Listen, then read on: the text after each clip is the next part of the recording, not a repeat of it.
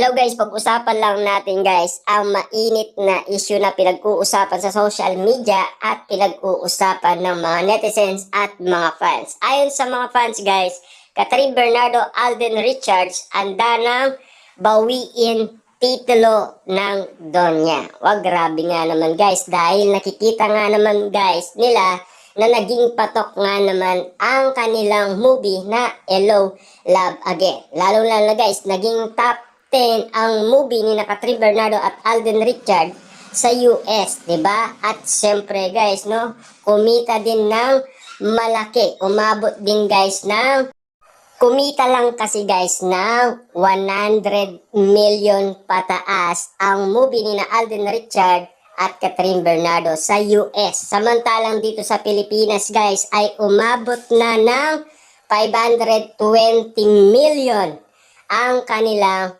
movie. Hindi lang natin alam guys kung magkano na kung kukumputin daw ng ibang tao ang kanilang kita. Diba? Kung sakali guys na mabubuo daw yan guys, baka pwede pa daw nilang mabawi ang titulo ng kanilang pagkapanalo noon. Diba? Alam naman natin kasi guys, ang kita ng Rewind ay umaabot ng 900 million guys ang sa Rewind ni Dingdong Dantes at Marian Rivera. Posible kaya guys na mabawi ng Hello, Love Again ang titulo dati guys ng Hello, Love, Goodbye? Diba? Na alam naman natin kasi guys, kasi kaya nga naman may pagkakataon ang cut din ngayon guys. Siyempre, masipag din naman guys ang mga Katden fans na tumulong at sumuporta. Diba? Kitang-kita naman natin guys ang effort nilang ginagawa para lang sa kanilang idolong sina Catherine Bernardo at Alden Richards para magtagumpay sa kanilang titulo na inaabol nga naman sa Rewind. Diba? Kasi siyempre guys, malaking bagay nga naman kasi ang ginagawa nila sa pagpo-promote, 'di ba? Lalo-lalo guys sa mga mall tour nila at mga interview. Kasi guys, nakikita ng mga netizens at mga fans ang posibilidad na manalo at mabawi ang titulo. Kasi sa US nga naman kasi guys, naging top 10 ang movie ni Catherine Bernardo at Alden Richards.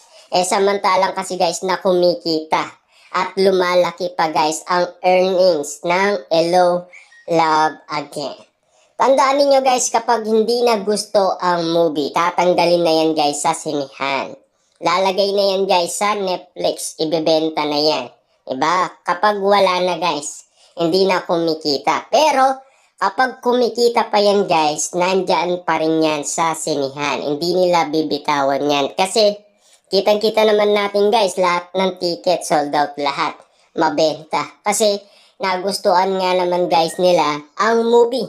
Pero take note guys ha, kahit na nga guys ang Katniel fans sumusuporta din kay Catherine Bernardo. Kaso nga lang guys, meron mga kumakalat na issue na durog daw ang kanilang mga puso. Ayon sa ibang mga netizens guys na nakakakita umano guys ng mga pangyayari.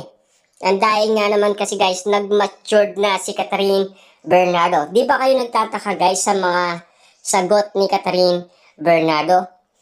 Di ba kakausapin niya daw yung Little Catherine Bernardo? Bakit Little Catherine Bernardo guys? Kasi na-in love si Catherine Bernardo, edad 16 years old. Di ba? Kasi alam naman natin guys hindi naman sila na in love na ganyan na edad si Catherine Bernardo. Diba? Ang edad ni Catherine Bernardo kasi guys, bata pa lang. Nagmahal na siya. At siyempre, minahal din siya ni Daniel Padilla. At lalo-lalo guys, siyempre malaya na si Catherine Bernardo. Diba? Siyempre, yung buhay niya ngayon guys, iba na sa dati. Diba? Yung dati guys, iniwan niya na yun. Pinakawalan niya na yun guys, di ba? Yung ngayon, iba na ang Catherine ngayon. Kaya kung mapapansin ninyo, ibang-iba na ang Catherine Bernardo ngayon. Nang dahil sa iwalayan guys, nagbago ang takbo ng buhay ni Catherine Bernardo. Kaya wag na kayong magulat pa. 'Di ba? Kasi nag-matured na si Catherine Bernardo. Lahat ng mga bagay na hindi pa natin nasilayan noon, mas nasisilayan na natin ngayon. Lahat ng pagbabago kay Catherine Bernardo. Lalong-lalo na guys, si Alden Richard ay nagbago din. Bakit nagbago guys at nag-mature din si Alden Richard?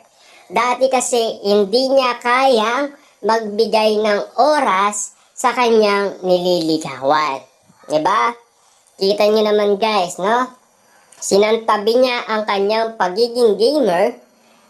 Mas tutok na siya guys sa panliligaw umano kay Catherine Bernardo. Ibig sabihin guys, inuunan niya na muna ang pagkakataon na siya ay manligaw. Kasi meron na siyang oras para gawin yon. Kasi palapit ng palapit ang edad na binitawan niya kina Ogie Diaz at Boy Abunda na edad 35 years old ay magpapakasal na siya. Diba? Malaki na ang pagbabago sa kanilang dalawa kasi nag-matured na kasi ang dalawa. Huwag nyo nang pagtakan yan guys. Noon, hindi nila alam ang mga bagay-bagay kaya hindi nagiging posible. Diba? Kasi kita nyo naman guys, no? Alden Richard. Ang sabi niya naman sa ate, kapag daw nag-anap siya ng girlfriend, ay mawawala daw. Pero pag hindi niya inanap ang kanyang girlfriend, kusa daw itong mag-i-stay sa kanya. Ibig sabihin guys, forever na yon. Yun ang sabi sa atin guys ni Alden Richard. Balikan nyo lang guys ang interview ni Alden Richard kay Ogie Diaz, no? Kasi in-interview yan guys ni Ogie Diaz dahil sa maraming kumakalat na issue sa social media guys na siya daw ay gay at meron na siyang asawa at meron na daw siyang anak. Eh siyempre guys, di nga naman nagsasawa ang lahat ng mga tao, di ba? Kasi paulit-ulit nga sinasabi ng mga tao yon kay Alden Richard.